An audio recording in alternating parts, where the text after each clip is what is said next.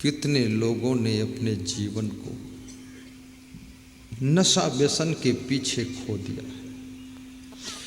कितने लोगों ने अपने जीवन को कलह कलेश में खो दिया है।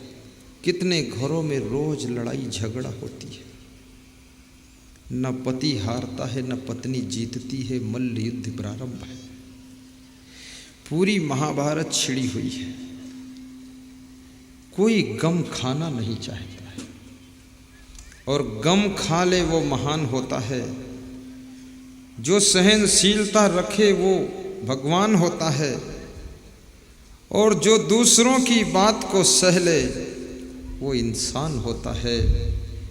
और जो दूसरों के अपमान के घूंट को पीकर भी अपने कर्तव्य को न छोड़े वो धरती का सबसे बड़ा महान व्यक्ति होता है।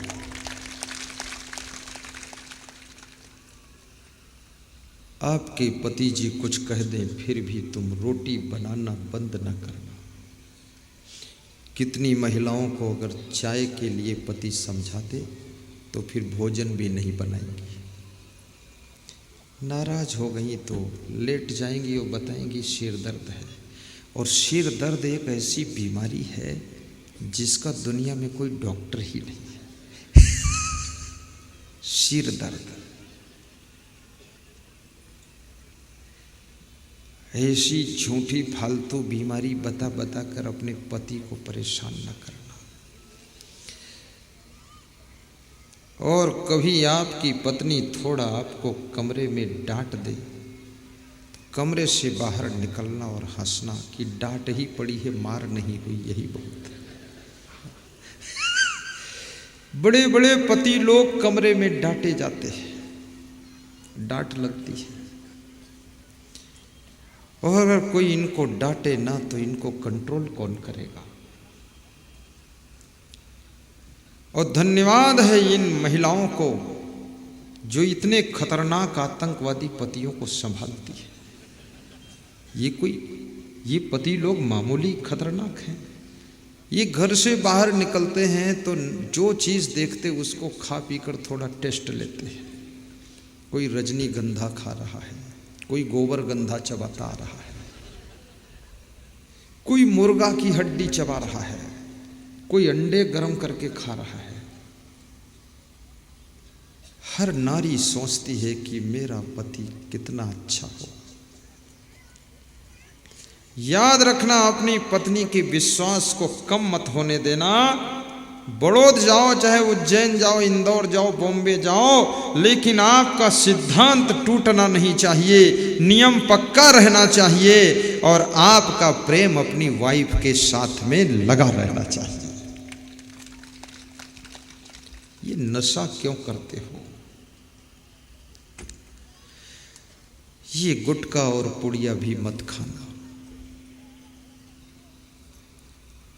बूंद बूंद से घड़ा भरता है। पैसे कमाते तो हो लेकिन बचाना भी सीखो, और बचाते तो हो लेकिन पैसे को सही जगह खर्च करना भी सीखो। आज ये खजूरी वासियों को व्यास गादी धन्यवाद दे रही है, जिन्होंने कितना बड़ा महान कार्य किया है। हमारे श्री नेपाल सिंह जी, हरपाल सिंह, गोपाल सिंह, शंकर सिंह सब बता रहे थे कि ये गांव, यहाँ बच्चे बच्चे का, हर माता बहन का उत्साह है और हर जवान और बुजुर्ग का शुभ सहयोग है। कुछ लोग पूरा समर्पित होकर काम कर रहे हैं, कुछ लोग शुभकामना दे रहे हैं और कुछ लोग अपने स्तर से जितना हो सकता मदद कर रहे हैं। पूरे खजूरी वासियों को मेरी व्यास गादी आशीर्वाद दे रही है। धन्यवाद है। और सत्संग कराने से बहुत बड़ा पुण्य होता है।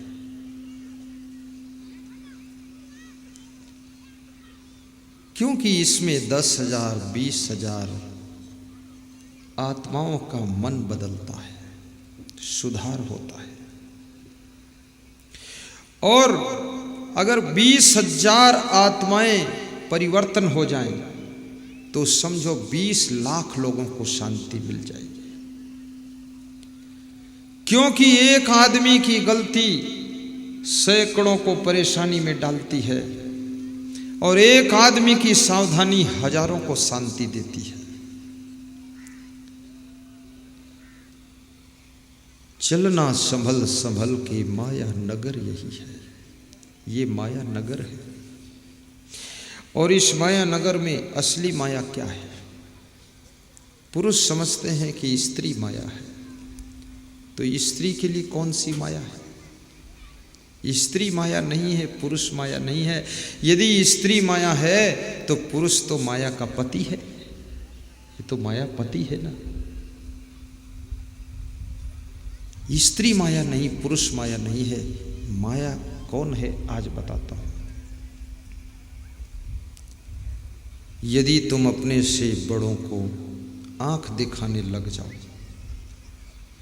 अपने पिताजी के लिए अपशब्द निकालने लग जाओ, अपनी मां से ऐंठ कर बोलने लग जाओ, अपने वाइफ की जिंदगी के साथ में खिलवाड़ करने लग जाओ, अपनों बच्चों की लाइफ का तुमको ख्याल ही न रहे और इस चंचल मन की गलियों में भटकने लग जाओ, तो समझ लो तुम माया के गुलाम हो गए हो। और दुनिया की कोई शक्ति आपको कर्तव्य से विचलित न कर सके तो समझना कि तुमने माया को जीत लिया है। कोई नशा तुमको आकर्षित न कर सके, कोई बहकाए तो भी तुम्हारा मन बहके ना, कभी भीतर क्रोध आ जाए तो भी आप अपने क्रोध को वश में करके अपने कर्तव्य और धर्म का पालन करते रहें तो समझ लो आपने माया को जीत लिया है। अब आपको दुनिया में कोई भटकाने वाला नहीं है। और जो दूसरों के बहकाने से बहक जाते हैं उनकी क्या दशा होती है? जो दशा कैकेयी की हुई थी, मंथरा के बहकाने से कैकेयी बहक गई थी। और याद रखना, एक एक गांव में 10-10 मंथरा रहती है। और पुरुषों में भी मंथरा है, रिश्तेदारों में भी मंथरा है, राजनीतिक पार्टियों में भी मंथरा बैठी है। सब एक दूसरे को बहकाते रहते हैं, टिकट काटते रहते हैं, तिकड़म बनाते रहते हैं। अपना भला हो ना हो लेकिन दूसरे का बिगड़ जाए तो ठीक है। इस तरह की मंथराएं बैठी हैं, लेकिन किसी के बहकाने में मत आना। परस्पर प्रेम की गंगा बहाइए, आपका घर स्वर्ग बनेगा। तो मैं आज प्रश्न चाणक्य का रख रहा था, वापस लौट चलता हूँ, विषय बहुत लंबा चला जाएगा। आइए, चाणक्य से पूछा गया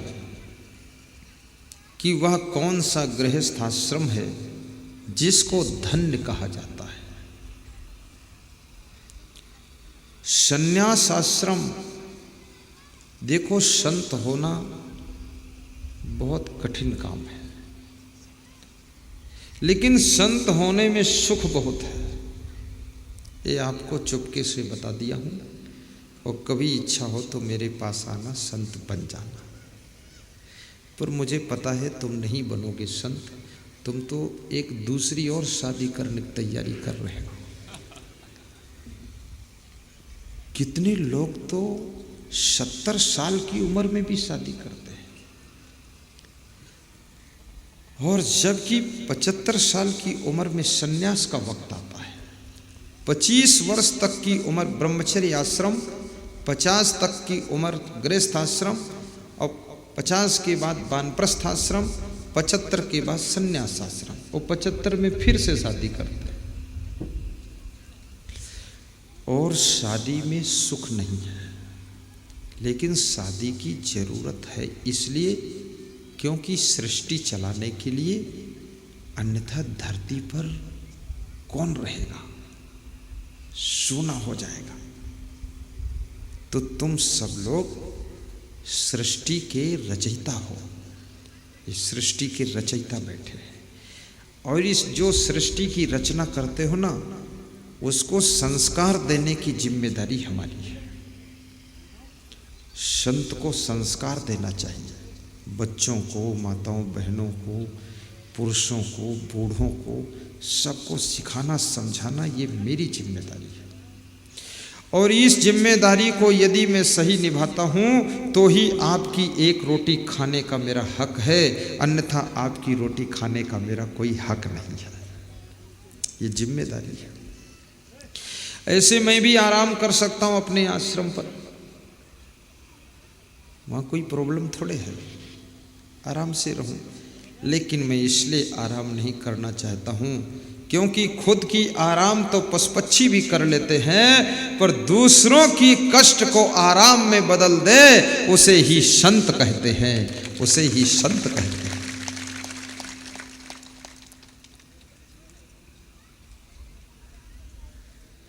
लिखा है तेरे ही भाग्य में कि तेरा जीवन रहे त्याग में, करोड़ों की जिंदगी के लिए जगत भर की रोशनी के लिए, करोड़ों की जिंदगी के लिए जगत भर की रोशनी के लिए। हे संतों चलते रहना, हे संतों विचरते रहना। संत को विचरण करना बहुत जरूरी है। विचरण करके अपने विचारों का वितरण करें, समाज को अच्छे अच्छे विचार दें। तो चाणक्य कहते हैं वह गृहस्थाश्रम धन्य है जिसमें निम्न लक्षण होते हैं। कौन कौन? शानंदम सदनम सुतास्तु सुधिया कांता प्रियालापिनी इच्छा पूर्ति धनम सोयोसित रति स्वाज्ञा परः सेवकः।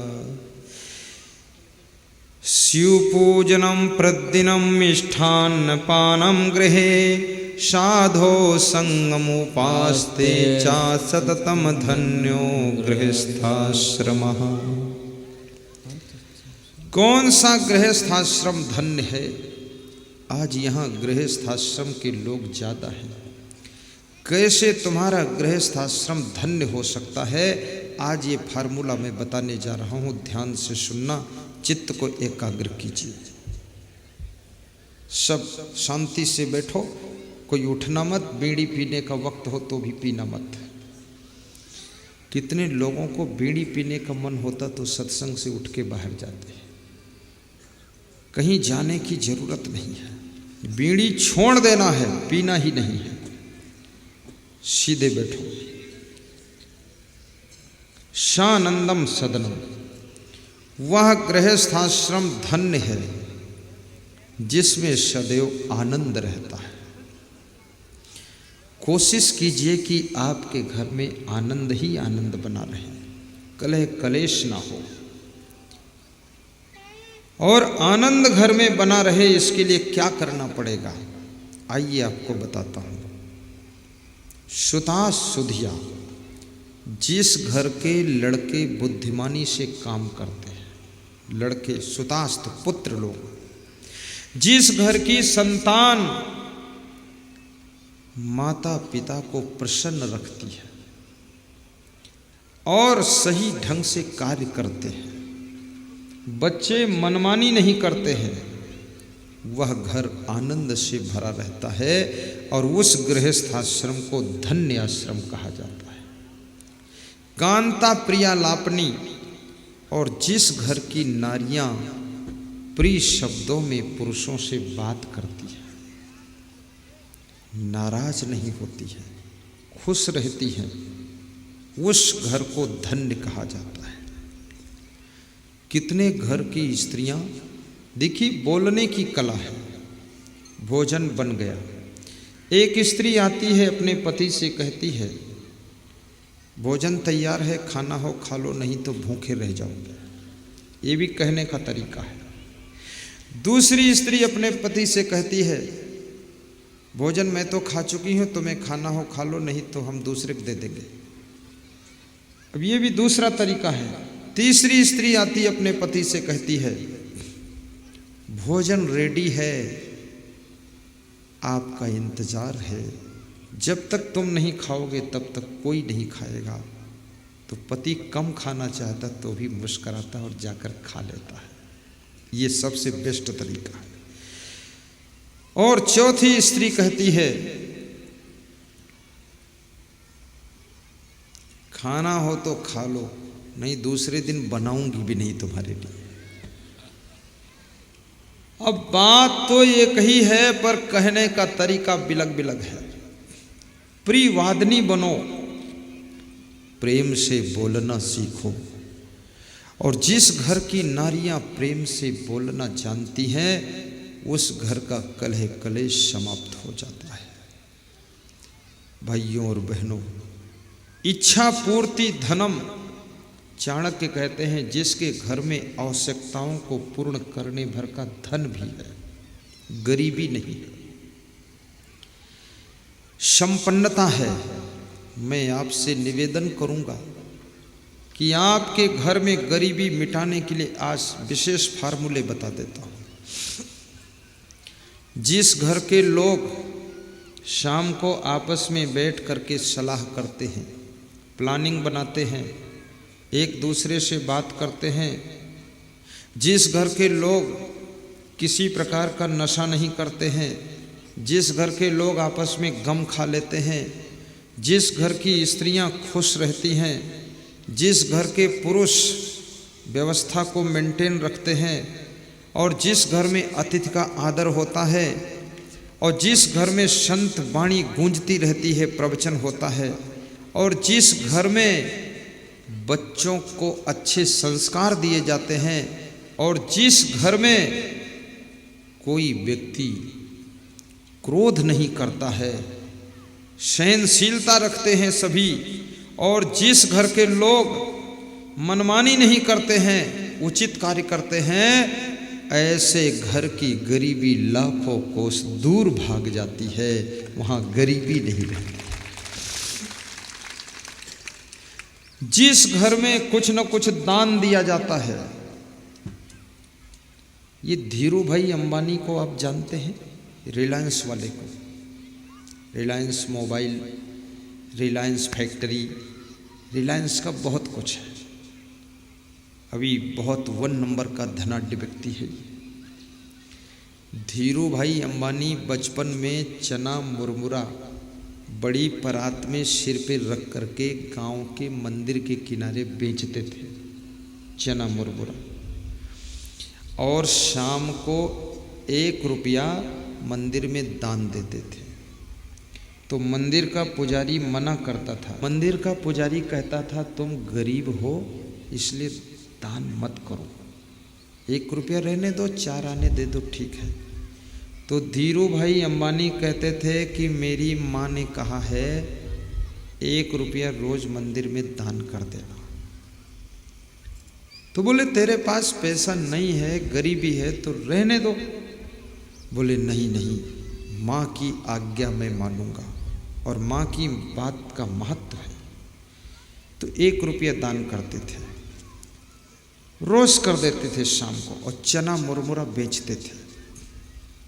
बड़े प्रेम से बेचते थे, आवाज लगाते थे, गरम गरम चना, मसालेदार चना। ये हालत थी धीरू अंबानी की। धीरू भाई अंबानी जब होश संभालते हैं, 20 साल की उम्र होती है, केवल 10वीं तक पढ़ा हुआ व्यक्ति, शिक्षा भी कम ही थी। तो जा करके उन्होंने एक पेट्रोल पंप पर नौकरी किया, 400 रुपये महीने की नौकरी। तो पेट्रोल पंप के मालिक ने कहा कि ठीक से नौकरी करना, तो उस बालक के मुख से एक शब्द निकला कि मैं नौकरी के लिए नौकरी नहीं कर रहा हूं, मैं मालिक बनने के लिए नौकरी कर रहा हूं। ये शब्द निकला। और नौकरी का वेतन जब मिलता था तो फिर मंदिर में 5 रुपया दान कर देता था। दान हमेशा किया उसने। धीरू भाई अंबानी इंडिया से ये धनिया मिर्चा हल्दी के पाउडर बनाकर पैकेट बना करके विदेश ले जाते थे जहाज के द्वारा, और विदेश से पॉलिस्टर का धागा इंडिया लाते थे, और धीरे धीरे वो भारत का सबसे बड़ा उद्योगपति हो गया। आज उसका नाम है धीरू भाई अंबानी। तो उससे पूछा एक पत्रकार ने, इतना धनवान कैसे बने? तो धीरू भाई अंबानी ने एक बात कहा कि मेरी पत्नी ने कभी हमसे लड़ाई नहीं किया, कभी मुझे जवाब नहीं दिया। मेरे धनवान होने का रहस्य बताता हूं। और जो भी कमाया उसमें से 1 रुपया 5 रुपया हमने दान भी दिया। और मैंने नशा नहीं किया, और मैंने आलस्य नहीं किया, और मैं कभी रोने के लिए नहीं बैठा, और जरूरत से ज्यादा मैं सोया नहीं, और भूख जितनी थी उससे आधा पेट भोजन किया, और कभी डरा नहीं किसी को मैं, और कभी भी मेरा मन दुखी नहीं हुआ संसार में, मैं हमेशा खुश रहा। और मेरी माँ मेरे सिर पे हाथ रखती थी कि बेटा कितना ही कमाना लेकिन दूसरों का भी ख्याल रखना। जब गुजरात में भूकंप आया था तो धीरू भाई अंबानी के बेटे मुकेश अंबानी ने एक गांव को गोद लिया था, उसमें 12,000 मकान थे। पूरा गांव गिर गया था और 12,000 मकान बनवा कर गांव वालों को ताला चाबी सौंप दिया कि ये गांव मेरा है, और इसका सारा रोड लाइट मकान लेट बाथ किचन बनवा कर मैं दे रहा हूं, तुम लोग ठाठ से रहो। क्योंकि मेरी माँ ने भी यही सिखाया था, कोकिला बहन ने, कि परोपकार करते रहोगे तो आपका कोई पलड़ा पीछे नहीं होगा। करके तो देखो परोपकार। परोपकार में बहुत बड़ी शक्ति है। आपको मैं धन्यवाद देता हूं। परहित सरिस धर्म नहीं भाई, पर पीड़ा सम नहीं अधमाई। इच्छा पूर्ति धनम, और मेहनत करके धनवान भी बनो, महान भी बनो, गुणवान बनो, विद्वान बनो, बुद्धिमान बनो, विवेकवान बनो, और भाग्यवान भी बनो। जो लोग भाग्यशाली बनना चाहते उनको 5 काम करना चाहिए। कुचेलिनम, मैले वस्त्र मत पहने। दंत मलोपधारिणम, दांतों पर मैल मत लगा कर रखें, दांतों को साफ रखें। जब हंसे तो दांत मोती जैसे चमकना चाहिए।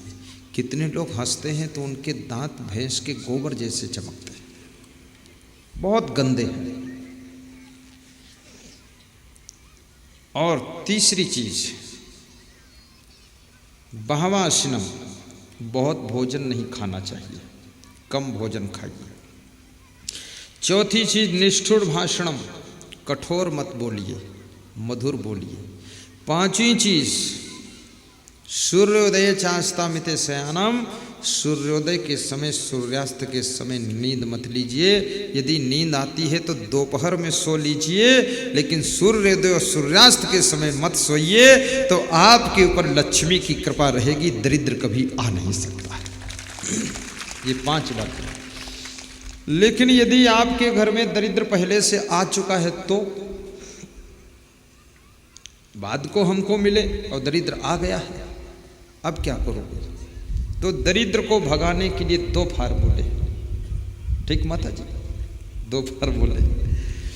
दारिद्र्य नाशनम दानम, उद्योग नास्ति दारिद्र्यम। दारिद्र्य नाशनम दानम, शीलम दुर्गति नाशनम, अज्ञान नाशनी प्रज्ञा, भावना भय नाशनी, उद्योग नास्ति दारिद्र्यम, जपतो नास्ति पातकम, मौने च कलहो नास्ति, और जागरतो नास्ति भयम। अर्थ बता दूं?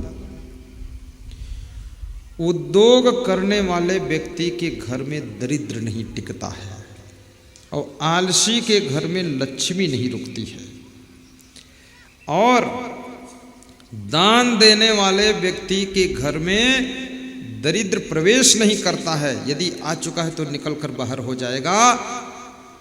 और लोभी के घर में कभी शांति नहीं रहती है, और क्रोधी के घर में लक्ष्मी की कृपा नहीं होती है, और मोही के घर में सुख नहीं रहता है, और अभिमानी के घर में कभी चैन की जिंदगी नहीं रहती है। इसलिए काम क्रोध लोभ मोह अहंकार को भी जीतना चाहिए, और प्रसन्नता से दान करके दरिद्र को भगाना चाहिए। उद्योग नास्ति दारिद्र्यम। राष्ट्र कवि मैथिली शरण गुप्त ने कहा है कि नर हो न निराश करो मन को, कुछ काम करो कुछ काम करो, जग में रहकर कुछ नाम करो। और सज्जनों एक बात बता दूं, इच्छा पूर्ति धनम सो योषित रति, ये बड़ा महत्वपूर्ण श्लोक है, बड़ा श्लोक है। सो योषित रति, जिस घर के पति लोग अपनी अपनी पत्नी से पूर्ण प्रेम रखते हैं, ये बड़ी तपस्या है। सो योषित रति, जिस घर के पुरुष अपनी पत्नी से पूरा प्रेम रखते हैं, इधर उधर चंचलता नहीं करते हैं, वह गृहस्थाश्रम धन्य होता है, और उसी घर में आनंद का निवास होता है। एक पत्नी व्रत का पालन बहुत कठिन है, और ये अगर तुमने निभा लिया तो तुम राम के भक्त हो। छोटी सी कथा सुनाता हूं। मेरा मन डोले मेरा तन डोले, मेरे दिल का गया करार रे, और कौन बजावे बांसुरिया, कौन चलावे साइकिलिया। ई मन चंचल ई मन चोर, ई मन शुद्ध ठगहार, मन मन करते सुर नर मुनि जहड़े, मन के लक्ष्य द्वार। एक परिवार किसी गांव में रहता था। उनके एक ही बेटा था, तो उस बेटे ने अपने पिताजी से मना कर दिया कि मैं शादी नहीं करूँगा। तो पिता ने कहा कि तू शादी नहीं करेगा तो ये वंश कैसे चलेगा, ये परिवार का क्या होगा, आगे सब विनाश करना क्या। उसने कहा विनाश मुझे नहीं करना है, बाकी लोग तो परिवार चला ही रहेगा, केवल मैं अपनी बात बता रहा हूँ। क्यों नहीं करोगे?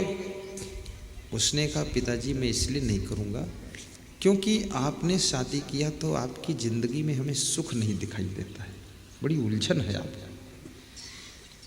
तो बोले उलझन, तो तू क्या बिना उलझन के रहना चाहता है? बोले मैं शांति चाहता हूँ। तो उस लड़के ने कहा पिताजी आप मेरे विवाह के चक्कर में पड़े क्यों हैं? तो उन्होंने रिश्तेदारों से कहा दबाव डालो, मित्रों से कहा दबाव डालो, सब ने दबाव डाला। उस बच्चे की माँ से कहा कि तू भी तो समझा इस बालक को, ये जिद्दी है, मनमानी करता, बोलता शादी नहीं करूँगा। तो बाप ने कहा तो साधु बनेगा क्या? बोले साधु भी नहीं बनूंगा, क्योंकि साधुओं में भी बहुत नियम विचार है। साधु लाइन अच्छी तो है, लेकिन इसमें नियम पालन करना पड़ता है तो सुख बहुत इसमें, मुझे तो इसमें बहुत सुख मिला है। साधु होना तो बड़ा किस्मत वाला ही साधु बनेगा। तो माँ ने कहा बेटा शादी कर ले। तो बेटे ने कहा कि माँ तू भी अगर कह रही है तो मैं विचार कर लूँगा। विचार किया और सवेरे अपने पिता से कहा कि पिताजी ठीक है, आप ज़्यादा दबाव डाल रहे हैं, तो हम ये जो सामने एक आदमी रहता है इसकी लड़की के साथ विवाह कर सकता हूँ। बोले इसके साथ तो तुझे मैं करने ही नहीं दूंगा। बोले क्यों? बोले ये लड़की तेरी बहन है। बोले मेरी बहन तो मेरे घर में है, वो बहन क्या है, पूरा गांव थोड़े बहन है। बोले बहन इसलिए है कि इस लड़की की माँ से मेरा गलत संबंध है, इसलिए तेरी बहन लगती है। तो उस लड़के ने कहा माफ करना पिताजी, अब मैं विवाह करूंगा ही। शाम को माँ ने बुलाया कि क्या तूने विचार किया? उसने कहा विचार करके पिताजी को बता दिया। बोले क्या बताया? बोले ये बताया कि सामने जो पड़ोसी रहता है इसकी लड़की से विवाह कर लूँगा। तो पिताजी ने बताया वो तेरी बहन लगती है, उसके साथ विवाह तुझे नहीं करना है। तो मैंने कहा ठीक है, मैं उसके पैर छू लेता हूँ, अब हम किसी के साथ करेंगे ही। तो माँ ने कहा तेरे पिताजी को कुछ पता ही नहीं है, वो तेरी बहन नहीं लगती है। बोले कैसे नहीं लगती है? कहा ऐसे नहीं लगती है कि तू इस बाप का है भी नहीं, तू दूसरे बाप का है। तू कर ले उसके साथ, क्या फर्क है, तेरे बाप को क्या मालूम। तो उस लड़के ने कान पकड़ा, कहा माफ कीजिएगा, यही तो घर का नरक है।